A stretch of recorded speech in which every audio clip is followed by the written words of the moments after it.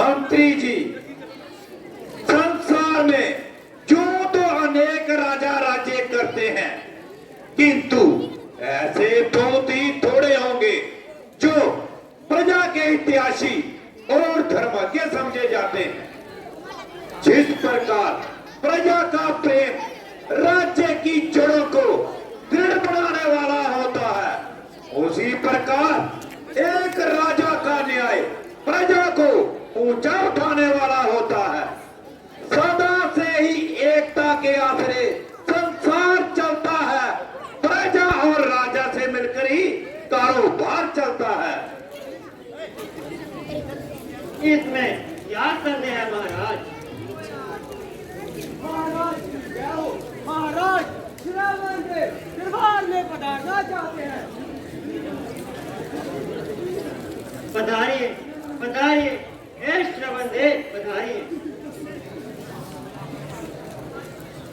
माता पिता के चरण में प्रथम निभाकर शीश, या करूं फिर आपको दीन बंधु जगदीश।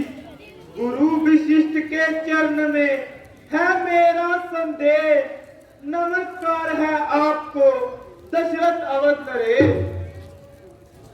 आहा, शुभ दिन, शुभ पल, शुभ घड़ी, शुभ अवसर, शुभ काल। श्रवण देव मम नगर में आए, हम हुए निहाल। निस्संदेह इष्ट देव सब मान कर, सजकर कपट विचार। मात्र भगत संसार में श्रवण एक अवतार। गुरुदेव बड़ा बनकर नहीं आया, मैं बालक बनकर आया हूँ। तुम्हारे द्वार पे है नाथ, मैं जाचक बनकर आया हूँ। हाँ हाँ कहो पुत्र, अपने आगमन का कारण भी कहो। नाथ, जिस प्रकार बिना पति के पत्नी और बिना न्याय के राजा पाप की खान होता है, उसी प्रकार बिना माता पिता की भक्ति के एक पुत्र का जीवन नरक के कीड़े के समान होता है। आपको हर प्रकार से ज्ञात है कि मेरे माता पिता सदैव का अंधापन है, वही मेरे लिए चिंता का कारण है। मैं चाहता हूँ मिटे जीवन मेरा और आत्मा में उनकी बल आए।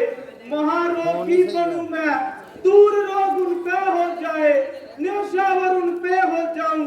अगर कहते जरा कोई तो मैं अपने प्राण भी दे दूं, जो हो उनकी दवा कोई। परंतु बेटा, तुम अपने माता पिता के अंधे होने का कारण भी जानते हो।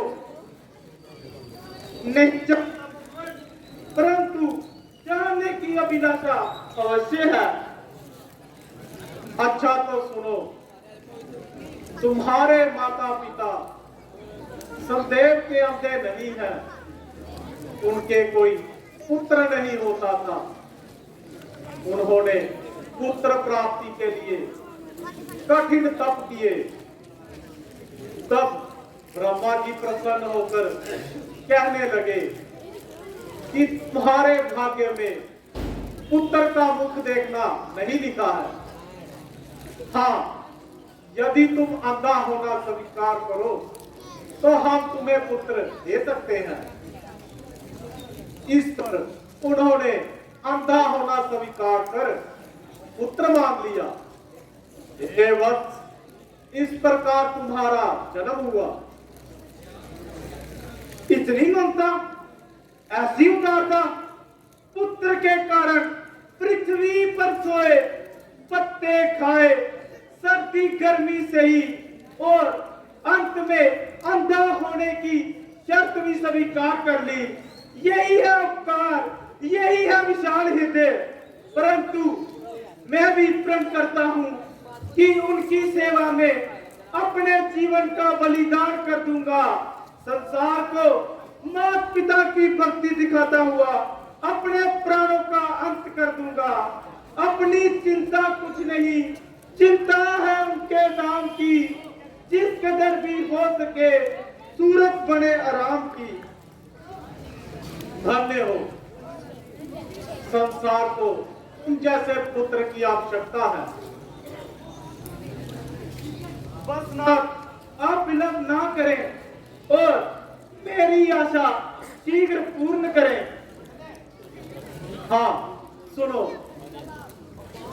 यदि तुम उनको प्रयाग, बद्रीनाथ, काशी और रामेश्वर आदि समस्त तीर्थ स्थलों की यात्रा करवाओगे तो ईश्वर की कृपा से उनको स्वस्थ पाओगे।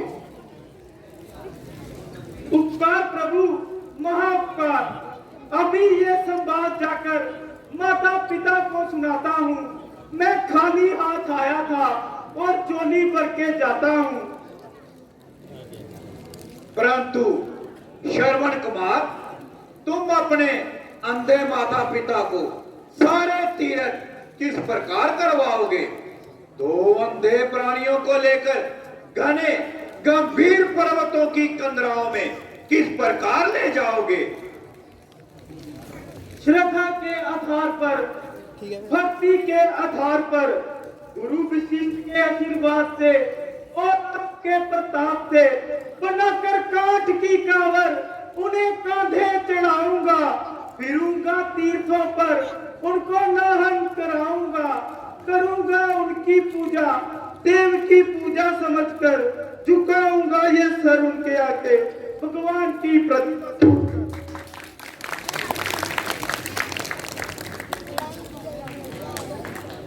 धन्य हो श्रवण कुमार, तुम्हारी मातृभक्ति धन्य है।